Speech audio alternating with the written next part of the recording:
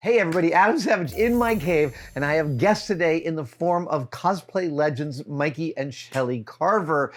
And you might not believe me, but I have not yet looked at the costume Shelly is wearing here. I just love reacting for real on camera. I'm about to see it for the first time. Whoa, Shelly! Whoa, that is so messed up, you guys. Thank you. This is so beautiful. This is, okay, so forgive. Wow, he's bulging and moving in there. Sure is. I see foam and also silicone and okay, who is this? This is Krang from Teenage Mutant Ninja Turtles. Okay.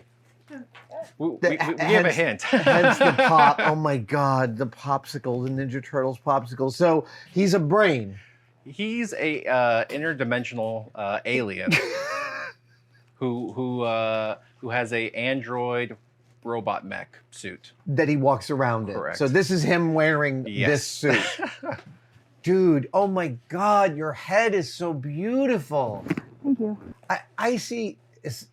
Oh, there's so many. Am I right? There's a lot of processes going on in this. Absolutely, yeah. We wanted to see how many mixed mediums that we could put into one project. I'm just going to start right off the bat by saying your guys' paint is just so chef's kiss. Thank you. Wow, thank you so much. Dudes, it's just like there's subtlety. You've got the redder around the edges. Makes me really understand that this is skin stretched over mechanics. That's the idea. It's so messed up. Let's start at the beautiful head with your curl. It reminds me a little bit of Robin Williams' character from Baron Munchausen. Oh, yeah. Right? He had his hair up in a thing like that. Especially because your head looks like it could be a mountain in scale. Oh, okay. Right? Like it's so monolithic, it could be at any scale. But tell me about let's start at the head and move down through the processes. Yeah, so we first saw this is a statue. We found the reference from a statue, a little action figure. And so we didn't make this design. The design's from a Good Smile company. And they went for more of a Japanese samurai. Yeah. You can tell by like the little mechanical top knot. Which I really, really, whoa, look at this. Oh my God. You guys are incredible. This covers your whole body and yet you can move and it doesn't look like it's biting you. Plus, I'm getting some big Rusty and the Big Boy Robot vibes from these shoes. Yeah. So I am standing on wooden blocks. Oh, fair. And then shoes are built onto the wooden blocks. And then now that I'm older and I'm cosplaying, you got to get those comfort insoles. You know what I mean? super have to have the orthotics. Yeah. So you got to think long term if you're going to be in a costume for like more than 5 hours. So that's just one of the ways that we take care of ourselves while doing this. I am really curious about the. Yeah, go ahead. Bring. Hi, Hi, Shelly. Hi. May I? Yes, please. Oh my gosh. So I was wondering. This feels like it's almost latex, but it's a urethane. It is a neoprene rubber. What? You castable neoprenes? Yeah. There's a company called Creature Cast Creature Rubber. Okay. And so they do a neoprene. And we've been kind of like trying to stay away from latex. Sure. Just because we didn't know how to paint it properly yet. Okay. And all so right. the neoprene, you can just go straight to the acrylics without having to learn about all the harsh chemicals, the mixing ratios. We could just have that artistic freedom. You don't have to aerosolize naphtha and then choke to death. Yeah. Fair. But the funny thing is we have been doing silicone. Yeah. And it's almost the same process as latex. This silicone creature is so, and there's just some really sophisticated stuff going on here. I want to point out, like the textural difference is actually really important to the narrative of the costume. We originally did the head in silicone. Yeah. But we thought that it would look too different from the action figure. Oh my goodness, the blank is so pretty. And of course the weight. Yeah. Oh I yeah. know, No. wait. Yeah. I did try putting it on, but it was just so heavy, and there was just absolutely no space to breathe. Oh man. So, we had to pivot and into something that is wearable. So that's why we decided with going this way. You know what's really funny about this head is that I was trying to remember what it reminded me of, but there is a way in which these. So we shot another video today, and the first video we shot was with Shelly in a Frank Miller Dark Knight costume, and this reminds me of the dude that Batman fights. The mutant leader. Yes, the mutant leader. Yeah. Balls nasty. And that's what I hear this head saying. When she wears this, I was like, oh, it just needs a little, what was it?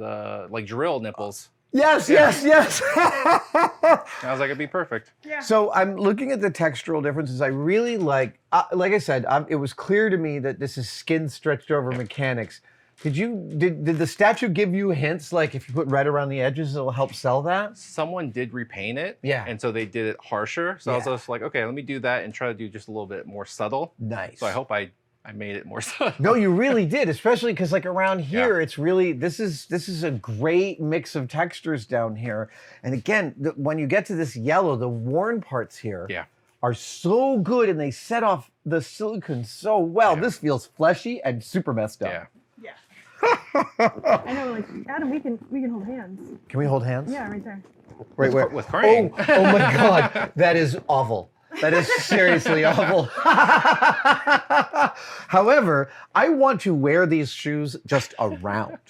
Yeah, they do give you an extra boost of confidence when you are so tall. How do you like being 6'2"? It's a dream. It's a dream come true. It's a dream come true. I like looking over everybody. It's like really fun because, you know, we always are these like kind of creature characters. And I am tall.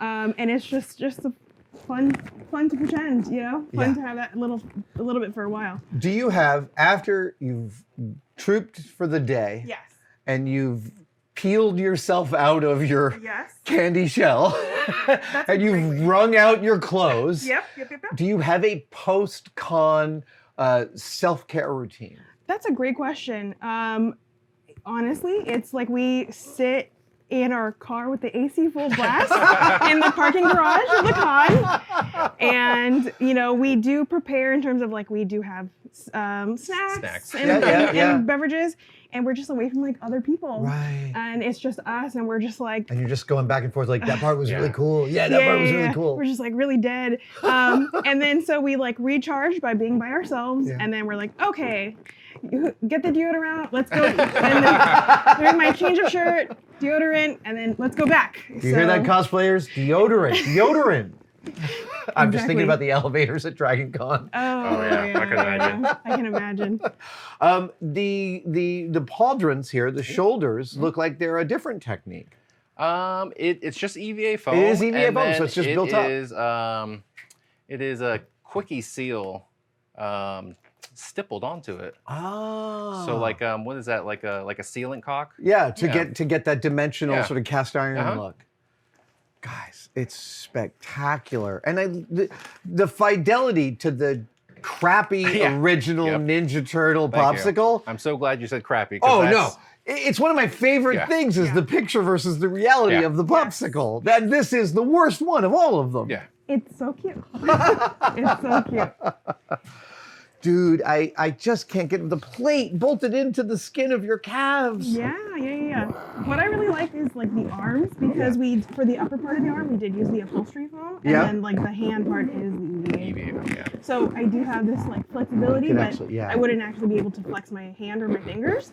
But I do have, since this arm is longer than my natural arm, I do have ledges built inside so that I'm not so tired of holding them all the time. Fair.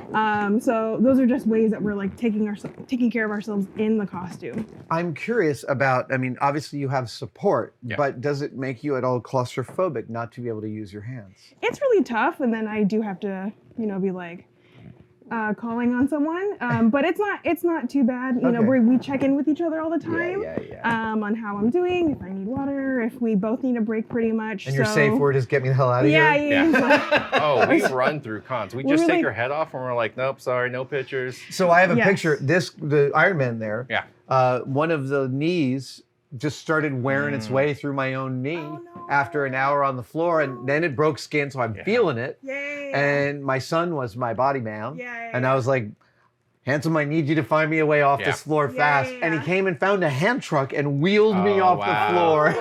Perfect. That's great. No. Was really, really fun. That help is completely clutch for a costume this big. Yes, for sure. And it's really good. And, you know, the cosplay community has changed and evolved so much where, you know, we do honor each other's space. Yeah. We do honor each other if we do need a break. It's like, oh, I just took off my head, I need a break, and come back in like 15 minutes and we cross paths again. So it's a very communicative, understanding community most of the time. The deep traction of cosplay is not consent, and asking permission to let people get you into your pose so you are ready to make them look great is really beautiful. Let's give you the best picture possible. Yeah, exactly. This is such a masterpiece. Could you spin one more time? Yes, I sure can. Oh man, the handle might be, oh my God, this little butt gear is the cutest thing. You guys, I also really appreciate the ways in which the efficiency, so I think the goal here is that this looks like it tucks into the calf, but for ease of movement and assembly. We did have it Velcroed in, but the first con, she ripped all the Velcro out. So we're just like, it's fine. Not on purpose. No, but I mean, I can totally, like, these are some of the mechanical engineering compromises you have to make for comfort and breathability. And again, it's not like my eye noticed it. I just was looking and I was like, oh, I see a problem that was solved in this way kind of moment. Guys, the pauldron does a lot of work hiding seams for you, doesn't it? Do you want to try go ahead and yank it out? There you go. So it's really great to like take photos with. Oh, that's great. They can hold it. Yes. And then they just pop it right back into your action figure hand. Exactly. We thought of it all. This is so great. You could 3D print these and give them out. I think someone does that. That's why ours is like really soft. Oh, that it's is like really soft. squishy. Is this just painted open cell foam? Upholstery foam, Yeah. I love upholstery foam. Yeah. And it just does wonders. And then this little thing brings so much joy. Shelly, again, every time you guys have something to show me, I am so inspired. It makes me want to build stuff right freaking now. Thank you. Thank you guys. I can't wait to see what you bring next time you come to the cave. Of course. You are, please come back. Yeah, please. Yes. Okay, great. I'd love to. Thank you guys for joining us. We'll see you next time.